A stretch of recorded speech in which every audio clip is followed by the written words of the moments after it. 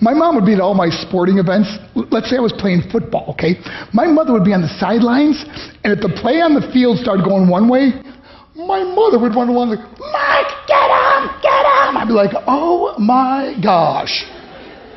I'd get in the huddle with the other guys. They go, Mark, is that your mother? I go, no, I never saw her before in my life.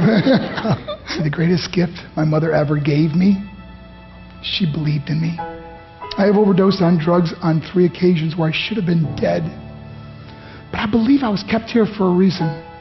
You show me your friends, I will show you your future. How do I know this?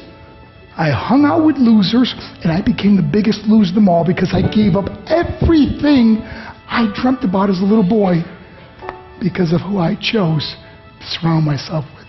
My friends would drive me home at 2, 3, 4 in the morning. We'd be drunk and high, laughing in the car. We'd pull up in front of my house in New York. They go, Mark, the light's on. I go, oh man, my mother's up. See, my mom wouldn't go to bed until she knew her son was still alive. I'd walk in, she'd say, hi Mark, how was your night? I go, it was good, Mom, I'm just gonna go to bed. She goes, can I talk to you for a minute? I go, Mom, I'm tired, I'm just gonna go to bed. She goes, Mark, I haven't seen you all day and all night. Can I please talk to you? I said, man, just leave me alone. You bug me. I'd slam my bedroom door on the one person who believed in me. I was on a worldwide tour and we were wrestling overseas in Japan. After my wrestling match, I went upstairs in my hotel room and I fell asleep. There was a knock at my door at 3 o'clock in the morning. I got out of bed and I looked through the safety window and I could see it was a Japanese promoter. So I opened the door and he said, Mark, you need to call home. There's been an emergency. I went and got on the hotel room phone. I called back to the United States and said, hey, what's going on?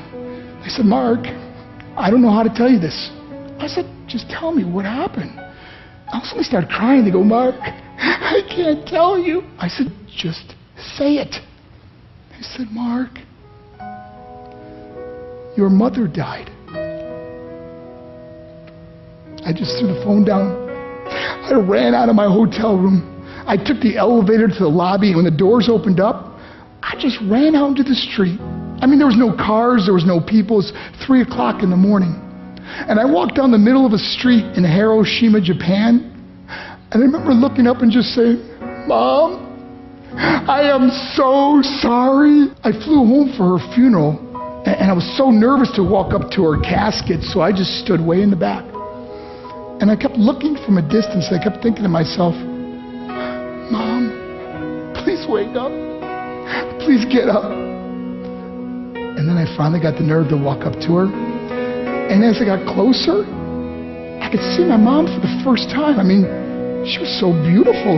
She was dressed in white. I mean, she looked like an angel. And I just stood over her and I said, Mom, you are my hero. Everything I am, everything I hope to be was because of you. You loved me so much, you gave me a life. You're the only one that ever believed in me. How did I repay her?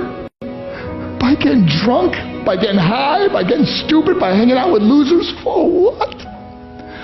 All she ever wanted to do was talk to me. I wish I could talk to you now, Mom. I wish you could see what I'm doing. Why couldn't I have been a better son? We are defined by our choices. But if you surround yourself with people involved in drugs and alcohol and pills, it's a dead end. I'm not here to preach to you. I'm here to tell you I lived that life. It leads to broken hearts, broken relationships, broken dreams, and death. For what? To get high? If you have a mother or a father, when you go home, tell them how much you love them. See, my whole life was about being rich and famous. I had to be a millionaire. I had to win the race. I had to win the race at the expense of my marriage, my family, my friends. For what? To be all alone in the world? I learned what is truly important, and that is how precious this gift of life is, and our families, and how quickly it can be taken away. See, I no longer live in time. I live in moments. See, it's not what's in your pocket that matters. It's what's in your heart that truly matters. Love Love is just a word until somebody comes along and gives it meaning.